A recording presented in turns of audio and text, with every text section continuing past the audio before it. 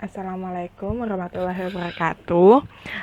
Jadi di sini aku akan menjelaskan tentang HOQ atau Host of Quality. Jadi pertama-tama aku akan menjelaskan dulu tentang KFD. KFD ini salah satu metode yang digunakan perusahaan atau produsen dari suatu produk atau layanan untuk mengetahui market requirement yang dibutuhkan oleh pelanggan dan mengubahnya menjadi persyaratan teknis tentang bagaimana perusahaan itu merespon market requirement dari pelanggan itu.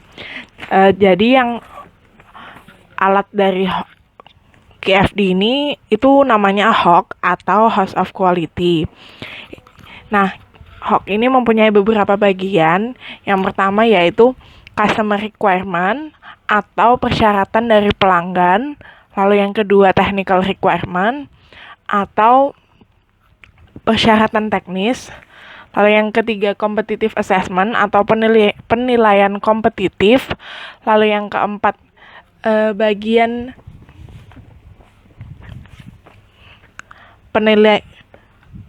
penilaian tentang customer requirement itu. Lalu yang selanjutnya adalah spesifikasi dari target. Nah, jadi aku akan menjelaskan tentang customer requirement terlebih dahulu. Customer requirement itu kan persyaratan pelanggan. Kalian dapatnya itu bisa dari kuesioner atau bertanya kepada pelanggan secara langsung. Jadi misalnya di kuesioner kalian tuh menjelaskan tentang suatu produk atau layanan, atribut apa yang paling penting atau yang kalian inginkan ada di suatu produk. Misalkan di buku Foster Managing Quality itu Foster mencontohkan restoran. Jadi misalnya pelanggan kan pasti butuh tempat bersih untuk restoran, lalu tempat duduk yang nyaman, makanannya enak, dan pelayanan responsif. Jadi contoh pertanyaan di kuesionernya, kalian bisa tanya kayak gini. Untuk menentukan sebuah restoran, atribut apa yang kalian inginkan ada di restoran tersebut? Nanti kalian bisa buat kayak semacam checklist, atau bisa juga kayak dalam memilih restoran, seberapa penting tempat bersih untuk kamu. Nanti kalian bisa kasih skala Likert 1-5 atau 1-10 tergantung kalian maunya berapa. Lalu yang selanjutnya adalah technical requirement atau bagaimana perusahaan itu menanggapi market requirement pelanggan. Jadi ini bagaimana respon dari perusahaan untuk menyediakan apa yang diinginkan oleh pelanggan. Market requirement kalau di buku Foster itu ada jenis ubin, lantai ubin yang anti kotor, jenis material tempat duduk, training pekerja, dan standarisasi menu. Jadi, jadi customer requirement sama technical requirement ini nggak harus balance. Maksudnya itu nggak harus yang ini 4, ini juga harus 4. Jadi bisa aja customer requirement-nya itu lebih banyak dan dan technical requirement-nya itu lebih sedikit atau kebalikannya.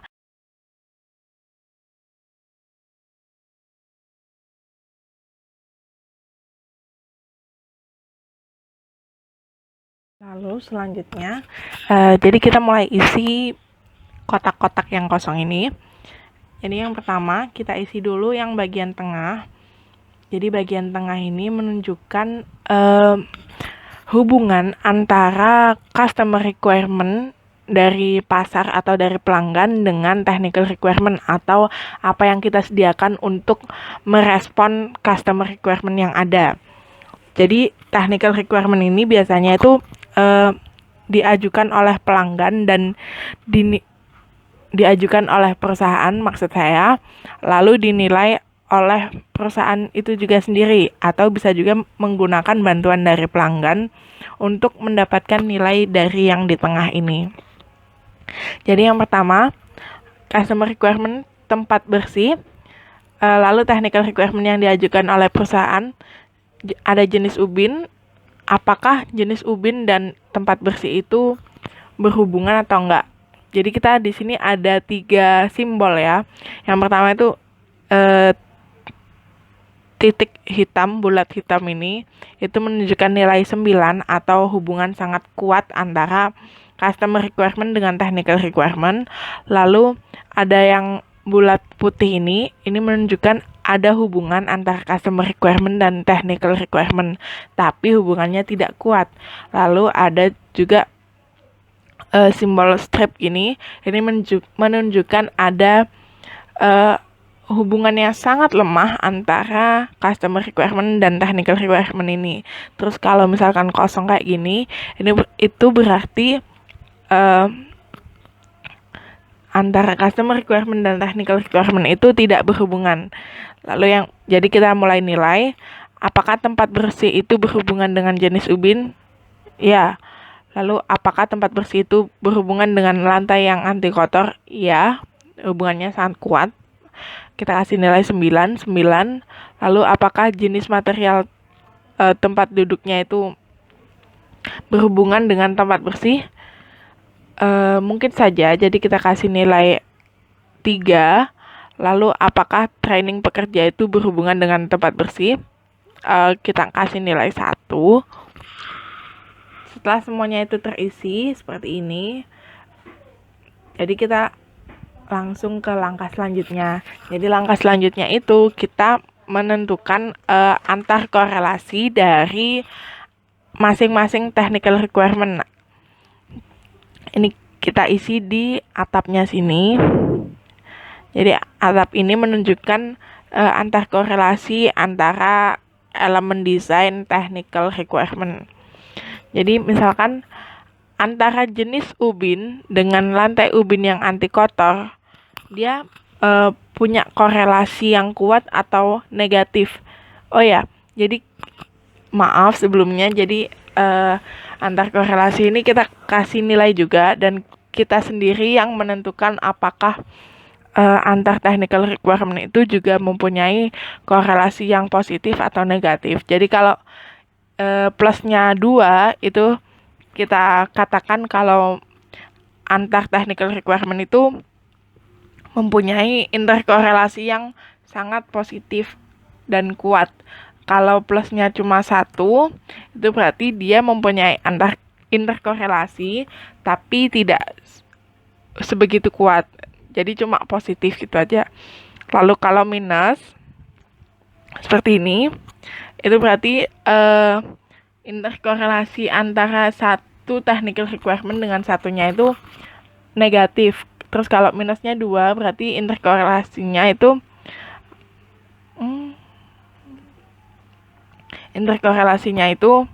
sangat negatif.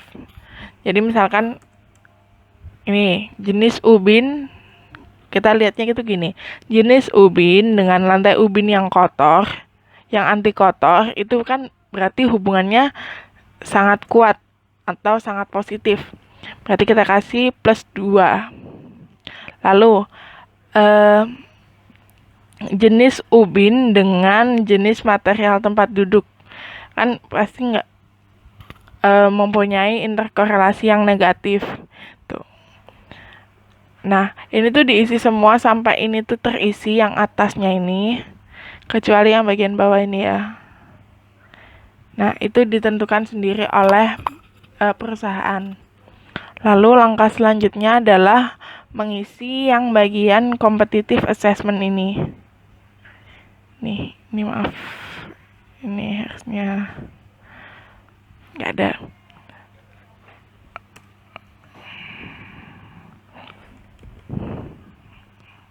Lalu kita isi yang competitive assessment. Jadi competitive assessment ini penilaian kompetitif dengan kompetitor kita. Nah, di sini ada 2 competitive assessment. Yang di samping sini itu menilai dari sisi customer requirement, lalu yang di sisi sini ini menilai dari technical requirement. Jadi yang misalkan kita punya 2 kompetitor A dan B. Jadi kita mulai isi yang customer requirement dari nilai 1 sampai 5, di mana posisi kita untuk tempat bersih. Maksudnya itu dibanding kompetitor kita itu kita berada di sisi mana. Ini bisa didapat dari survei lagi. Misalkan dilihat dari tempat bersih, U itu kita, as, ya kan? As itu kita, sedangkan kompetitor A itu tempatnya itu lebih bersih dibanding kita. Lalu kompetitor B itu sangat jauh bersih dibanding tempat kita. Lalu ini A.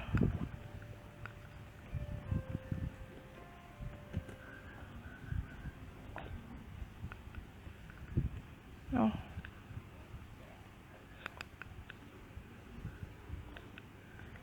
Ini.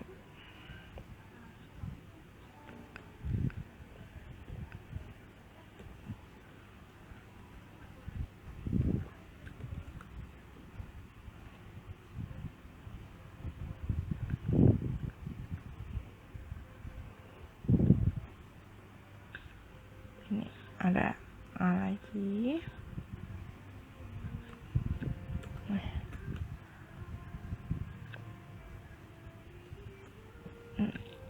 Lalu yang bawah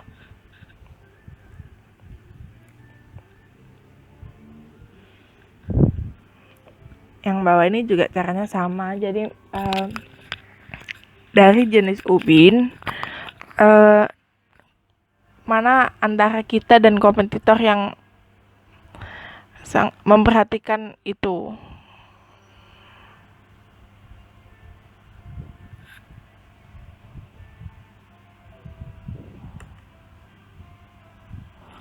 Jadi misalkan ini kompetitor A, ini kompetitor B, ini kok gini kita.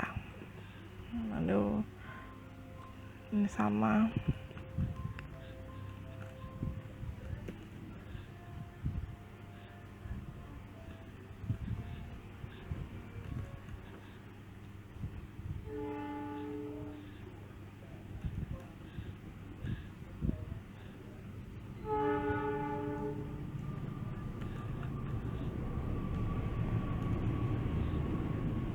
Ini A.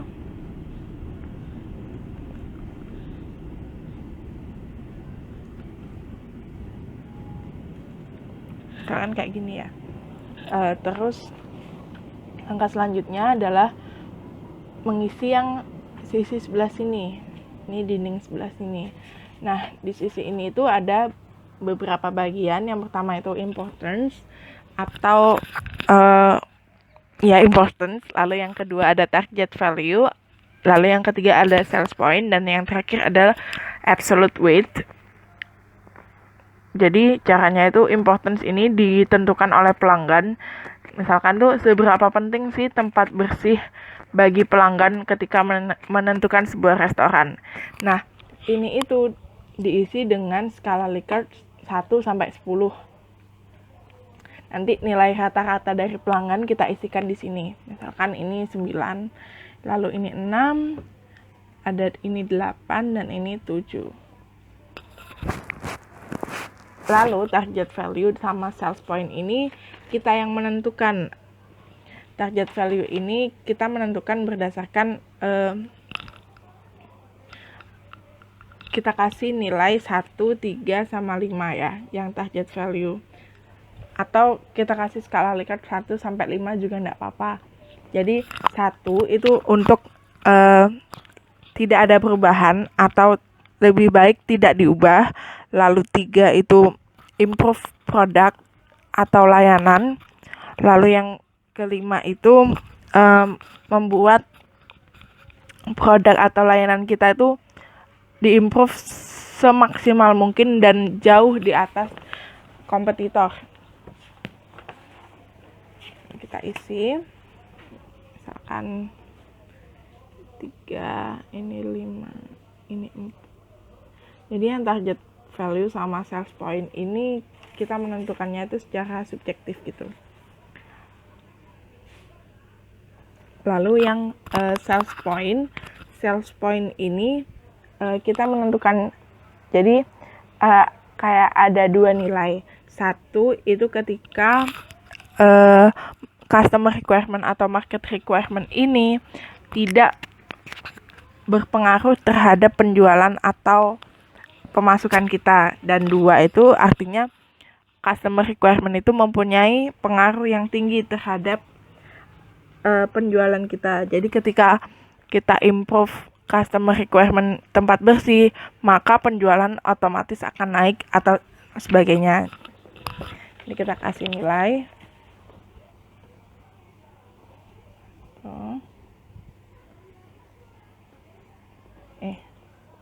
Nah, lalu yang terakhir ada bobot absolut. Bobot absolut ini kita dapat dari mengalikan tiga-tiganya ini. Jadi 1, 2, 3 antara importance, target value sama sales point ini kita kalikan.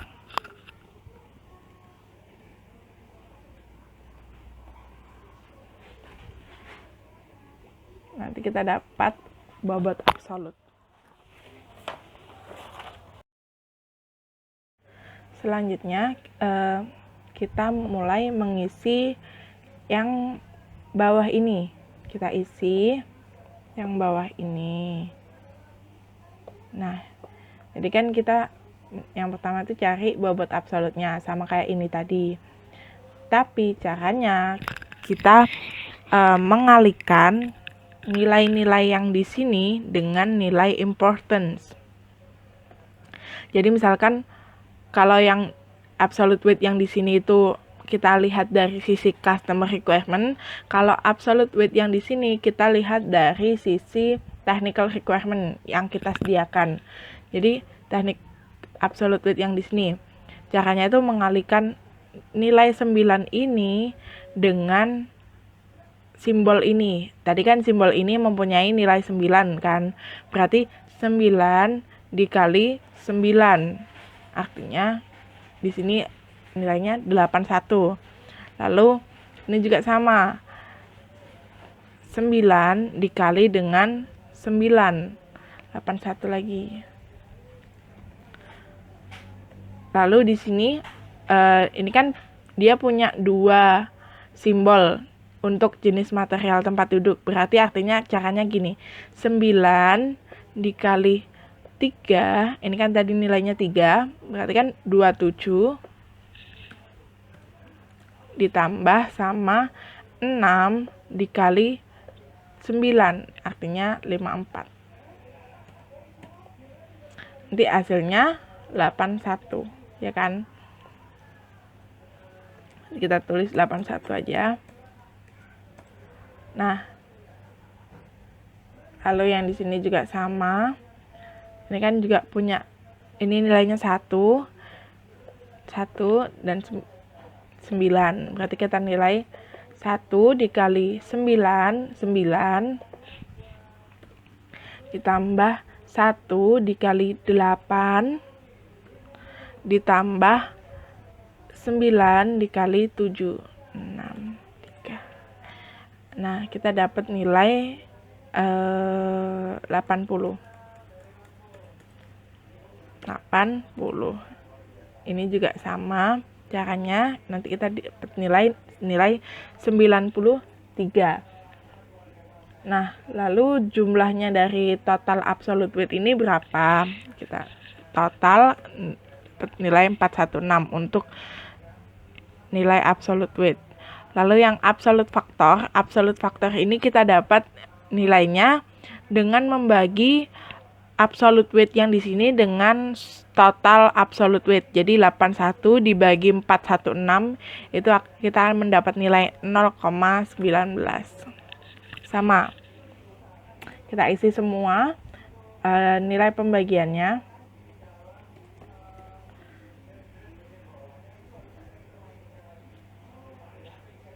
Ini kalian bisa lakukan pembulatan 2 angka di belakang koma atau 3 angka, itu tidak apa-apa.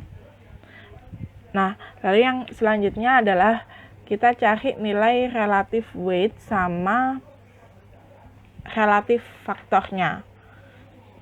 Jadi, nilai relative weight ini didapat dari hasil. Jadi, selanjutnya kita mengisi yang relative weight.